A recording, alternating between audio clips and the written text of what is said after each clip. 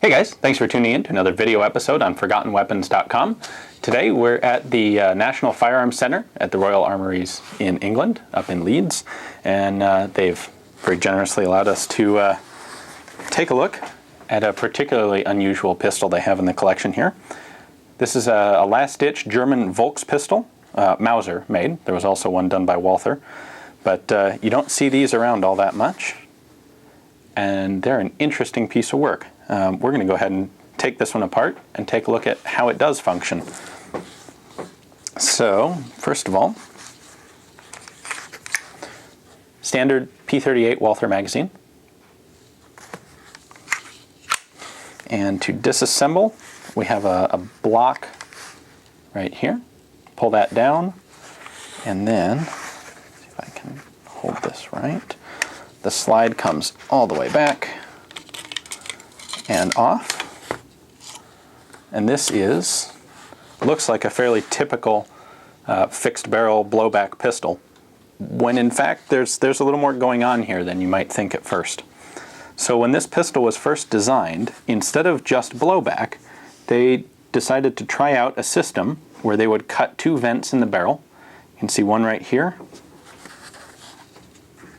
and there's one here on the opposite side. They're plugged by screws right now, but initially they weren't. Those two lead just in front of the chamber inside the barrel, and when the gun is fired, gas, let's see if you can see this, gas is blown through those holes into two recesses on the inside of the slide. So as long as the bullet is in the barrel, gas pressure is coming in here and holding the slide forward. Actually very similar to the idea of the VG-15 rifle or the Horn experimental rifle. Now what's interesting is this pistol was never issued, was never formally adopted, and this particular one went through a bunch of different testing, which we can tell by looking a little more closely at it. Over the course of development, they decided to just try running this as a straight blowback pistol, 9mm, without this extra gas deal. So they put a couple of set screws in the gas ports.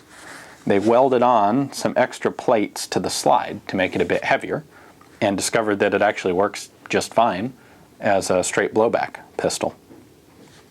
So another interesting thing we have going on this gun is the mechanism for firing.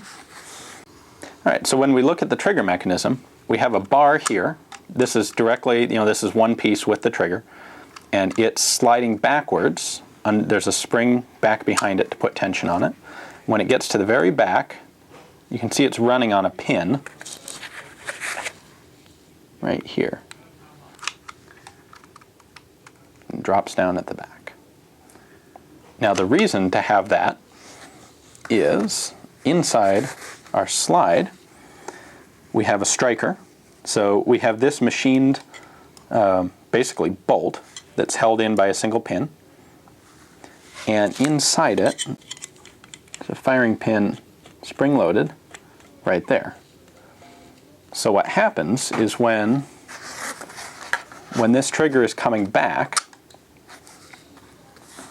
this square cutout is pulling that spring-loaded striker back and back and back, and then it drops it.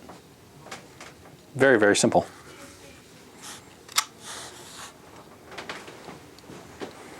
Now there are a few other interesting quirks here as a result of this being an experimental gun. One is there's actually a threaded barrel sleeve, and for a long time the pictures showed this with this sleeve threaded out on the end of the barrel.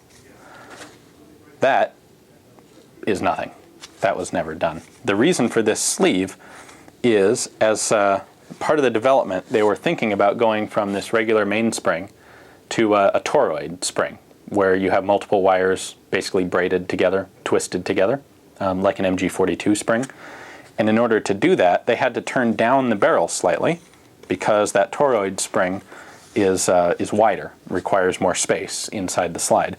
So they turned the barrel down, tried that out, ended up going back to the regular spring, and rather than put in a new barrel, just like they added these Allen screws instead of a new barrel, they just machined this threaded slide to go go on top of the barrel. We have that on good authority from an interview that was done with some of the folks who designed this pistol for Mauser at the end of the war. And that's pretty much all there is here. There was, at one point, a last round hold open on the gun. It's not there now. It's long gone. This was, like I said, this was an experimental gun that was being modified back and forth and tested and remodified and tested again.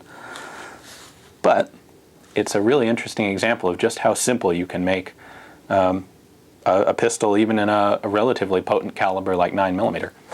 It's straight blowback. There's no lock to it, and it works fine. As a military gun, it's pretty much worthless. You really wonder why the Germans would have invested time and effort into a last-ditch Volkspistole.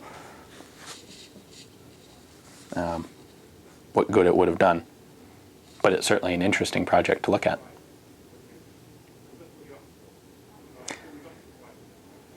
So we would certainly like to thank the National Firearms Center very much for letting us take a look at this. And if you're ever in the area, it is definitely a collection well worth checking out.